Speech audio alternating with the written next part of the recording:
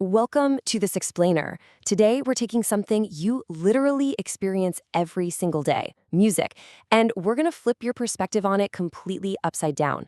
We are exploring the groundbreaking theory of economist Jacques Attali, specifically from his paradigm-shifting book, Noise.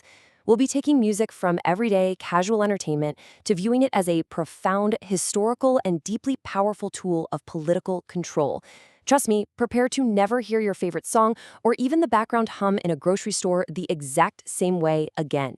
Okay, let's just dive right into the roadmap for today. We'll start with the prophecy of noise and then walk through the 4 distinct stages of music. Stage 1 is ritual sacrifice. Stage 2 is representation. Stage 3 is repetition. And finally, stage 4 is composition. Simple as that. Let's get going. All right, first up, the prophecy of noise. Now, to really get where music is today, we have to start with a pretty shocking premise about how our entire world is organized. For centuries, right, we've been obsessed with seeing the world, monitoring things, measuring data, looking at spreadsheets, but Attali argues something totally different. He says the world isn't legible, it's audible, meaning it's about what we hear. Life is loud and only death is silent. So by actually listening to a society's noises, its background hum, its festivals, its art, we get a much better read on true power dynamics than we ever could by looking at statistics. Basically, music is like a mirror. It's a prophecy that actually anticipates where the future is heading. But wait, to understand music, we first really need to define noise. And we're not just talking about an annoyance or a loud sound. Biologically and socially, noise is an interruption. It's a pollutant. It's literally a weapon of death, a simulacrum or stand-in for violence and murder. I mean, think about it. A loud enough noise can permanently destroy human hearing. Because it's such a visceral threat, the foundation of all political and social power basically boils down to monopolizing that noise. Whoever controls the noise, well, they control the society. So where does music fit in? Well, it's not just a nice arrangement of pleasant sounds. Music is actually the taming and channeling of that violent, chaotic noise we just talked about. It takes all that terror and turns it into a safe, socially acceptable ritual. You know how ancient societies used the ritual sacrifice of a scapegoat to channel physical violence and restore order? Well, music does the exact same thing, just with auditory violence. It's an instrument of social pacification. It literally creates order out of pure chaos. To put this into perspective, we can actually see this exact historical battle captured in art. Peter Bruegel the Elder, a 16th century painter, caught this perfectly in his piece, Carnival's Quarrel with Lent. He paints this literal and sonic conflict between 2 completely different ways of organizing society. It's a massive meditation on noise and human conflict, predicting how the loud joy of the festival is constantly at risk of being crushed by the triumph of silence. You can really see the conceptual juxtaposition playing out here. On one side, you've got the subversive, chaotic energy of Carnival. The poor are wearing masks, reveling, just making loud, joyous noise to make life of miseries a bit more tolerable. And then, clashing right into them on the other side, is the wealthy, solitary, and frankly cold silence of Lent. That's austerity, the promise of order and penitence. This painting is essentially making audible 6 centuries of struggle, an ongoing, literal war between subversive, everyday noise and strict institutional silence.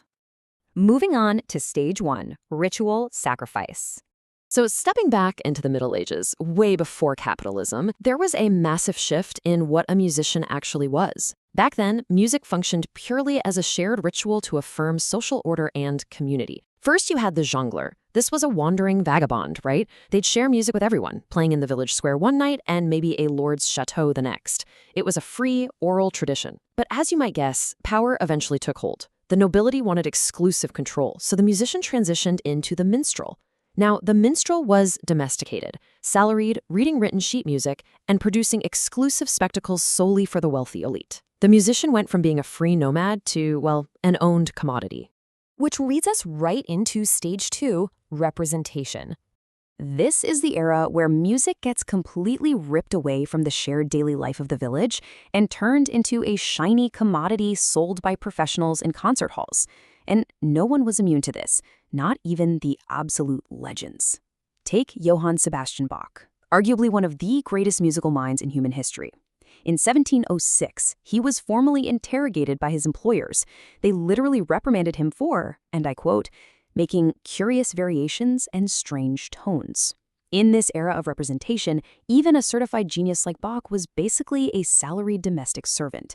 His creativity was entirely boxed in by the petty rules and demands of the people holding the purse strings. Music had become a tightly controlled, enacted spectacle. Next up, stage 3, repetition. Born at the end of the 19th century with the invention of recording technology, this stage absolutely defines the world we live in right now. Music isn't just a unique live spectacle anymore. It is mass-produced, recorded, and endlessly replicated. But Attali makes a deeply unsettling point here. Today, music is a tool of what he calls auto-surveillance. Basically, it quietly polices our own behavior and isolates us. Think about music in an elevator, or those perfectly curated playlists pumping through a shopping mall. It's passive, mass-produced background noise designed to silence us, boost our productivity, and quietly enforce conformity. It creates an environment where we're all just isolated in our own little bubbles with our earphones, consuming identical commodities instead of connecting through a shared ritual. Now think back to that mirror metaphor from earlier, the idea that music is a prophecy. Looking back, the repetitive, highly structured music of the 19th century perfectly predicted the modern, mass-produced, repetitive factory economy that followed it. Music literally figured out mass replication before the wider economy did. And that is exactly why we have to pay attention to where music is heading right now. If the 14th century was spectacle, and the 19th century gave us the recording and mass repetition, what exactly does the 21st century hold for us? That brings us to our final stage, stage 4, composition. Luckily, there is a way out, and it's found in the climax of Attali's whole theory. Composition is this utopian future, a totally radical social model. Step 1, we break free from being passive consumers of mass-produced records. Step 2, we create our own noise. But here's the kicker. In composition, you aren't creating music to sell it, and you definitely aren't creating it to put on a spectacle for an audience. You create it purely for your own autonomous pleasure, for self-communication and self-transcendence. It is the ultimate rejection of music as a capitalist commodity. It's literally just playing an instrument in your bedroom for the pure joy of how it makes you feel, disconnected from any market value whatsoever. And that brilliantly brings us to the ultimate question of this explainer. We've seen music go from a shared village ritual, to a highly controlled spectacle, to a mass-produced tool of conformity. But the dynamic code of music tells us that a new order is actually possible. So I leave you with this final thought. Will you remain a passive, isolated listener to the world's highly controlled background noise? Or will you take control of your own sound, break the code, and compose your own life?